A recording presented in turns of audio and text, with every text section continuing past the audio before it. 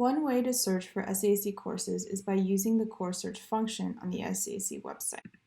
Click on the Academics tab and select Courses. Here you can search by several different criteria: a particular program or department, class level,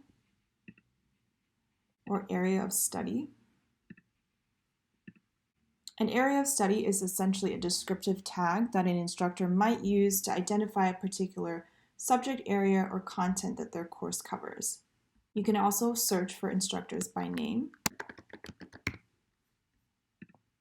And remember to select the tab with the correct term that you're looking for.